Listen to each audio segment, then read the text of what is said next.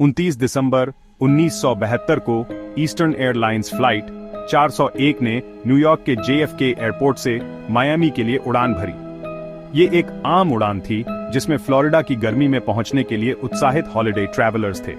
लेकिन उस रात जो हुआ वो इतिहास में दर्ज हो गया, सिर्फ एक ट्रेजेडी के रूप में नहीं, बल्कि एविएशन के सबसे डरावने लेजेंड्स में से एक के रूप में। नमस्ते सबको, द हिस्ट्री वॉल्ट में आपका स्वागत है।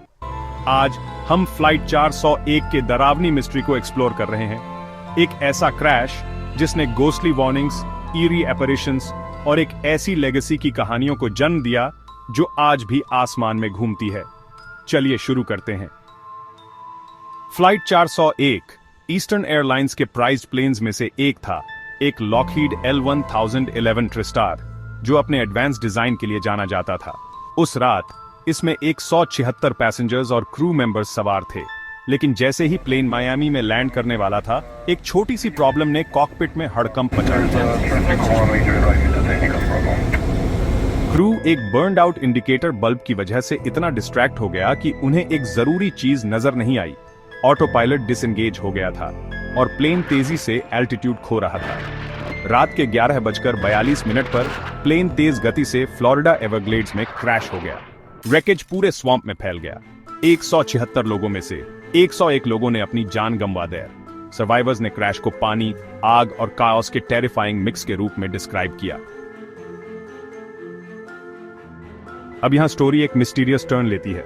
क्रैश के कुछ महीनों बाद कुछ अजीब होने लगा। दूसरे ईस्टर्न एयरलाइंस फ्लाइट्स के क्रू मेंबर्स और पैसेंजर्स ने गोस्टली एनकाउंटर्स की रिपोर्ट्स देनी शुरू कर दी। कई लोगों ने कैप्टन बॉब लॉफ्ट और फ्लाइट इंजीनियर डॉन रिपो को देखने का दावा किया, 2 आदमी जो क्रैश में मारे गए थे। ये सिर्फ फ्लीटिंग शैडोज नहीं थे। विटनेसेस ने कहा कि स्पिरिट्स ने उनसे बात की, मैकेनिकल फेलियर्स या डेंजर्स के बारे में चेतावनी दे। सबसे डरावना पार्ट, ये साइटिंग्स अक्सर उन प्लेन्स में होती थीं जिनमें फ्लाइट 401 के सैल्वेज पार्ट्स लगे होते थे। एक केस में एक क्रू मेंबर ने कसम खाई कि डॉन रिपो कॉकपिट में दिखाई दिए और उन्हें एक इंजन इशू के बारे में वार्न किया। जब उन्होंने चेक किया तो वो सही थे। प्लेन में एक सीरियस प्रॉब्लम थी जो एक और डिजास्टर का कारण बन सकती थी। तो हम इसका क्या मतलब निकालें? स्केप्टिक्स का तर्क है कि ये ghost stories stress, survivors guilt या अर्बन लेजेंड्स का नतीजा थीं जो समय के साथ बढ़ती गईं।